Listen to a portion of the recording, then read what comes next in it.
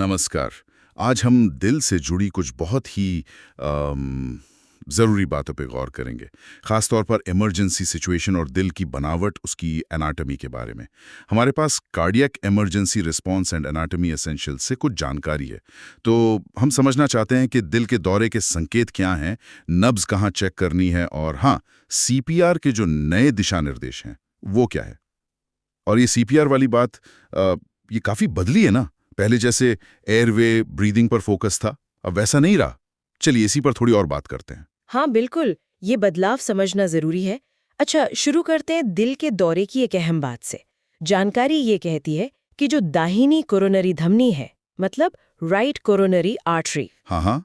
अगर उसमें कोई ब्लॉकेज आ जाए, रुकावट हो जाए, तो दिल के उस हिस्से को खून मिलना बंद हो जाता है और ऑक्सीजन नहीं मिलती, तो वहाँ के टिश्यू वो मरने लगते हैं। इसी को इन्फाक्शन कहते हैं। ओह, और जब ऐसा होता है तो शरीर कुछ संकेत देता है ना? सबसे कॉमन शायद वही है, सीने में दर्द। या भारीपन जैसा। बिल्कुल सही। ये एक तरह का अलार्म है कि दिल को ऑक्सीजन चाहिए, बहुत सीरियस लेना चाहिए इसे। सही कहा। अच्छा, ये तो हुई लक्षण की बात।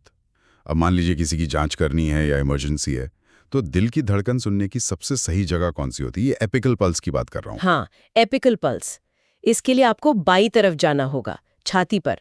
पांचवीं और छठी पसली के बीच जो जगह है, फिफ्थ इंटरकॉस्टल स्पेस जिसे कहते हैं। अच्छा, पसलियों के बीच। हाँ, और वो भी कॉलर बोन के बीच से अगर एक सीधी लाइन नीचे खींचें, मतलब मिड क्लेविकुलर लाइन, उस लाइन पर। यानी fifth intercostal space, mid clavicular line पर, बाईं तरफ। जी, वहीं पर दिल का निचला सिरा एपेक्स होता है और धड़कन सबसे साफ, सबसे तेज सुनाई देती है। हाँ, इसलिए शायद उसे पॉइंट ऑफ मैक्सिमल इम्पल्स भी कहते हैं। बिल्कुल, सही जगह पता हो तो जांच करना आसान और सटीक होता है। ठीक है, लक्षण हो गए, जांच की जगह हो गई। अब आते हैं सीपीआर पर, जो आपने शुरू में कहा था कि बदल गया है। ये बात थोड़ी चौंकाने वाली है कि अब एयरवे या ब्रीदिंग से पहले छाती दबाना, मतलब कंप्रेशन शुरू करने हैं। हाँ, ये बहुत बड़ा बदलाव है और इसके पीछे ठोस वजह है। पहले हम ABC सीखते थे, एयरवे ब्रीदिंग कंप्रेशंस। हाँ, वही याद है सबको शायद। अब ये CAB है, कंप्रेशंस पहले, फिर एयरवे, फिर ब्रीदिंग। रिसर्च ये बताती है कि खासकर वयस्कों में जब अचानक कार्डियक अरेस्ट होता है तो उनके खून में थोड़ी ऑक्सीजन बची होती है। अच्छा। मतलब एकदम से ऑक्सीजन खत्म नहीं होती, नहीं। कुछ मिनटों के लिए काफी होती है। तो पहली जरूरत है उस ऑक्सीजन वाले खून को दिमाग और बाकी जरूरी अंगों तक पहुंचाना। हाँ, और उसके लिए छाती दबाना, सर्कुलेशन शुरू करना सबसे पहले करना है। ये तो बहुत ही लॉजिकल बात है। मतलब बची हुई ऑक्सीजन का इस्तेमाल करना है पहले। लेकिन सिर्फ क्रम बदलने से तो नहीं होगा। दबाना कैसे है, कितनी गहराई तक, इसका भी कुछ होगा। बिल्कुल, गहराई बहुत मायने रखती है। बहुत ज्यादा भी नहीं, बहुत कम भी नहीं। वयस्कों के लिए गाइडलाइन है कि छाती को कम से कम 2 इंच दबाना है। 2 इंच यानी करीब 5 सेंटीमीटर। हाँ, लगभग 5 सेंटीमीटर। अगर इससे कम दबाएंगे तो दिल ठीक से पंप नहीं करेगा, खून पूरी तरह सर्कुलेट नहीं होगा। तो सही गहराई जरूरी है ताकि हर कंप्रेशन असरदार हो। ठीक है, तो आज की बातचीत से 3 मुख्य बातें निकल कर आईं।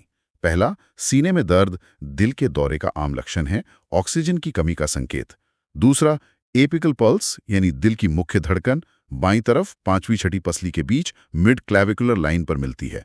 और तीसरा, जो शायद सबसे अहम बदलाव है, सीपीआर अब CAB है, कंप्रेशंस पहले और वो भी कम से कम 2 इंच गहरे। बिल्कुल सही कहा आपने। ये तीनों बातें याद रखना बहुत जरूरी है। ये जानकारी किसी की जान बचा सकती है। आपात स्थिति में सही एक्शन सही समय पर लेना बहुत फर्क डालता है। चाहे आम आदमी हो या मेडिकल प्रोफेशनल, थोड़ी सी एनाटॉमी की समझ और सही प्रोसीजर का पता होना बहुत कीमती है। हाँ, ये तो है। और जाते जाते एक विचार मन में आ रहा है। जैसे देखिए, हमारी समझ बढ़ी तो सीपीआर का तरीका ABC से CAB हो गया। तो क्या मेडिकल साइंस में और भी ऐसी स्थापित प्रक्रियाएं या मान्यताएं हो सकती हैं जो शायद भविष्य में नई जानकारी आने पर बदल जाएं? सोचने वाली बात है।